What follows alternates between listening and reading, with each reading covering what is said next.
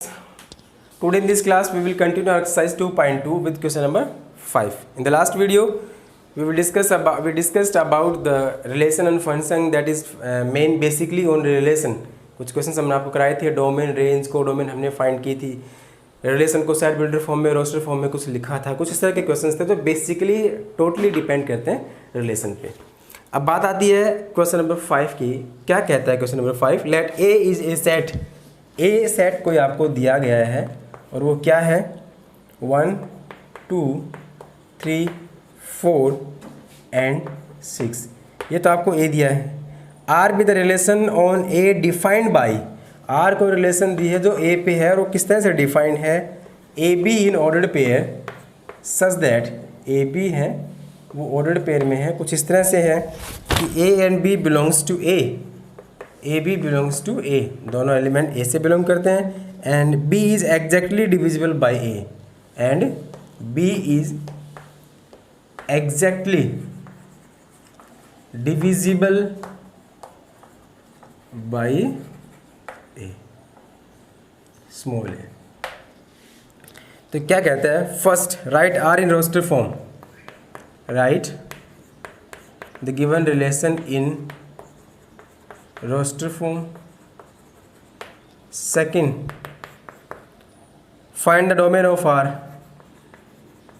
domain of R, and third one is range of R, range of R। R stand for the given relation। Question आपको दे दिया, relation किस पे define है? Set ए से set ए पे define है।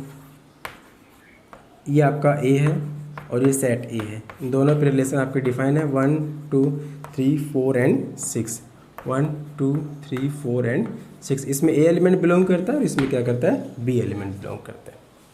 कहते क्या है कि ए बी जो ऑर्डर्ड पेयर में रिलेशन में आपके पास होगा वो कुछ इस तरह से होगा कि ए तो बिलोंग करेगा ए से, बी बिलोंग करेगा वो भी ए से, सेकंड सेट जो आपका दिया गया है। B is exactly divisible by A, मतलब बी ए से कंप्लीटली डिवाइड होना चाहिए। तो एक बात बताइए, बी का जो एलिमेंट 1 है सबको डिवाइड करेगा, इसका मतलब 1 डिवाइड होता है 1 से, 2 डिवाइड होगा 1 से, 3 डिवाइड होगा 1 से, 4 डिवाइड होगा 1 से, 6 डिवाइड होगा 1 से। मतलब उल्टा हो गया कि B डिवाइड होगा A से, तो ये आपका उल्टा प्रोसेस है। B आपका सेकंड है ना और ये आपका फर्स्ट है, तो सिंपली ये जो एलिमेंट है आपके, कौन सा? ये 1, ये डिवाइड करेगा इसको इसको इसको इसको इसको, क्योंकि ये A है ना, A डिवाइड कर रहा है B को, तो 1 1 1 डिवाइड करेगा 2 को, 1 3 को, 1 4 को, 1 5 को।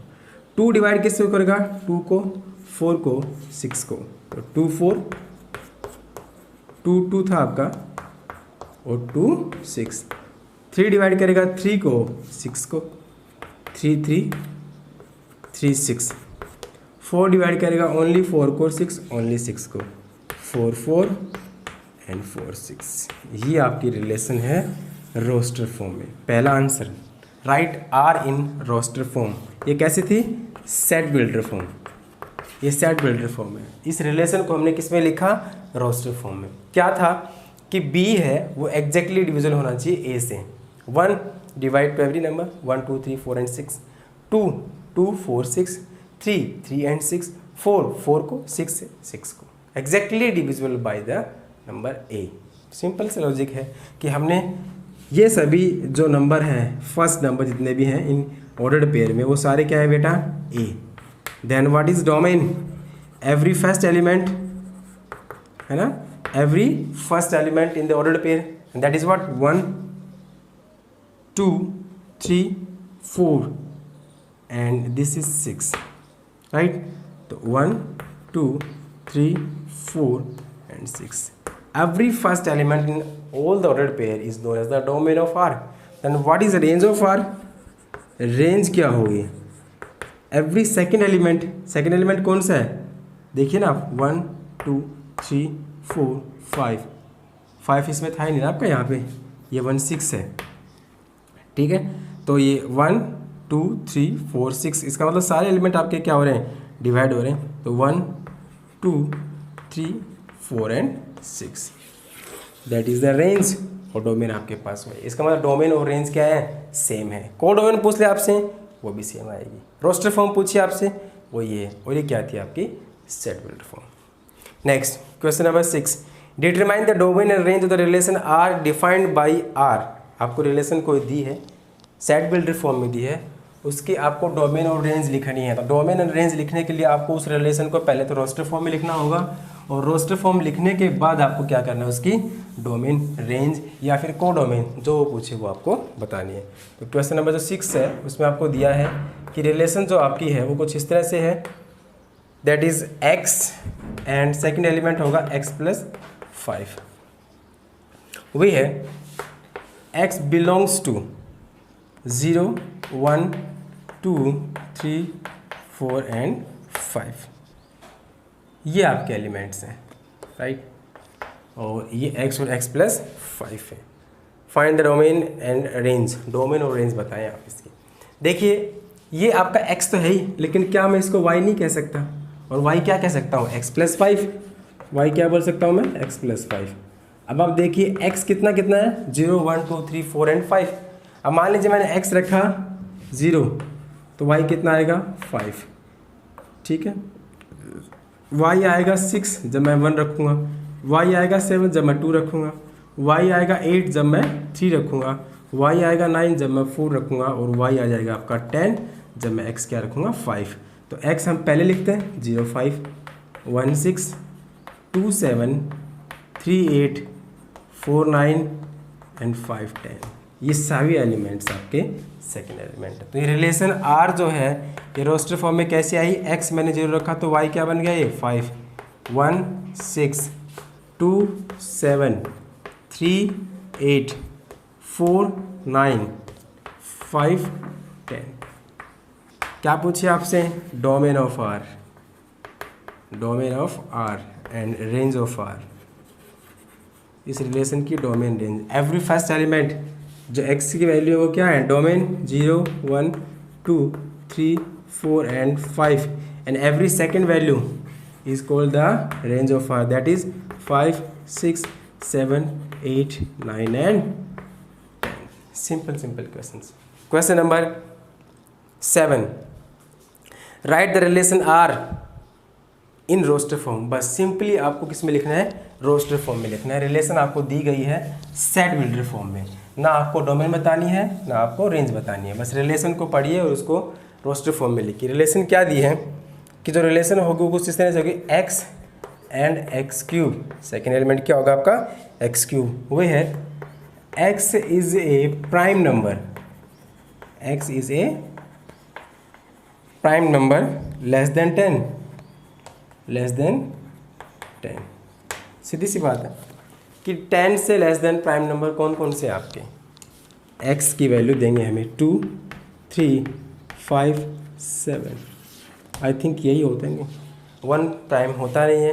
प्राइम नंबर 2 से स्टार्ट होता है आपके, 2, 3, 4 नहीं होगा, 5, 6 नहीं होना, 7 है, 8, 9 नहीं है। इसका मतलब x can take the value 2, 3, 5 and 7। तो रिलेशन कहती है कि जब आप लिखेंगे इसको, जैसे आपने x रखा 2, तो यहाँ क्या आएगा 2 का क्यूब, क्योंकि x का क्यूब है, 2 का cube is what 8।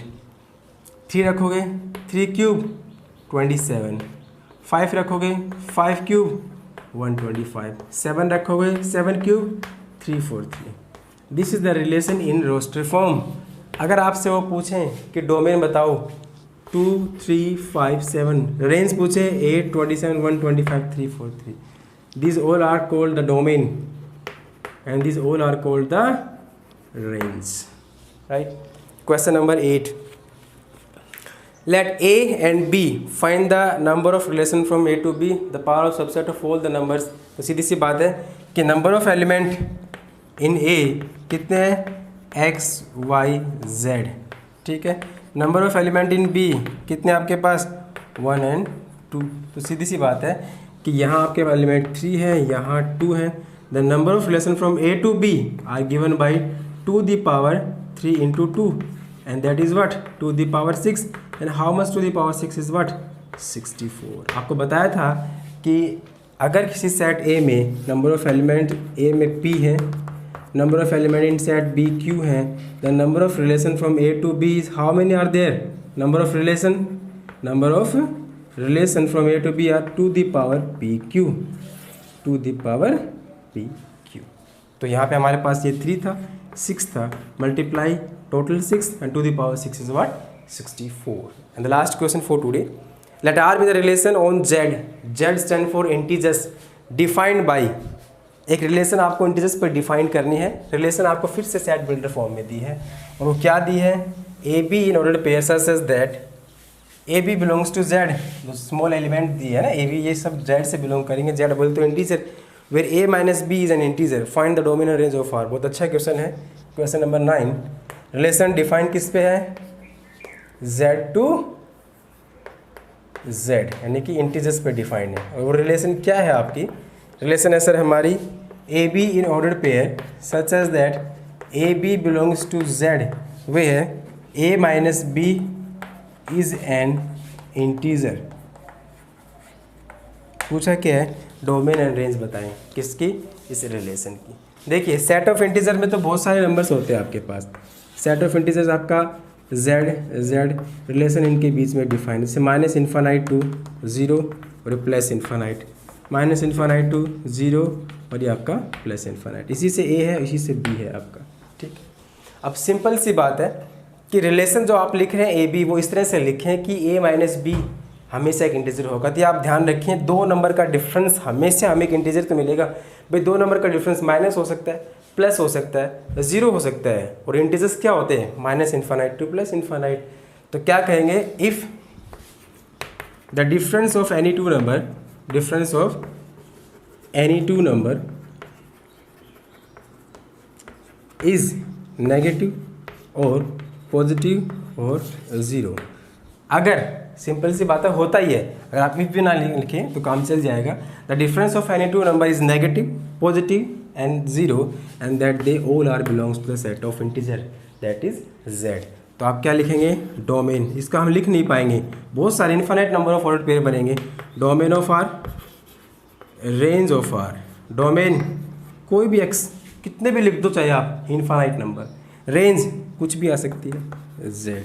It means इसकी डोमेन भी सेट ऑफ इंटीजर होगी और रेंज भी सेट ऑफ इंटीजर्स होगी। तो ध्यान रखें, जब भी आपके पास इस तरह के थ्योरेटिकल क्वेश्चंस आए कि आप उनमें ऑर्डर्ड पेयर नहीं लिख पा रहे, लिखने को तो लिख देंगे 1 3 है ना, 2 4 1 9, कुछ भी लिख दो, बहुत सारे लिख दो, क्योंकि 2 नंबर का डिफरेंस तो होना ही है। It may be positive, negative और 0 and they all are belonging to Z. तो जो डोमेन होती है एक्चुअली क्या होता है? फर्स्ट नंबर, और फर्स्ट नंबर आप कुछ भी लिख सकते हैं, negative infinite to positive infinite, कुछ भी। इट मीन्स अगर x कुछ भी वैल्यू ले सकता तो कुछ भी वैल्यू क्या आएगी? इंटीजर से तो आएगी। तो डोमेन क्या बनेगी? इंटीजर्स। और डिफरेंस क्या आएगा? वही नेगेटिव, पॉजिटिव या फिर 0 and they all are belonging to Z and Z is what? Integer. It means in such cases if we are not capable to write down the ordered pair of any relation, then we use the answer indirectly in terms of the number, that is what? Domain z in range z। ठीक है, तो एक totally questions थे आपके, that is totally depend on relation। In the next class we will continue this chapter with the next type of the relation, that is function। Thank you, have a nice day।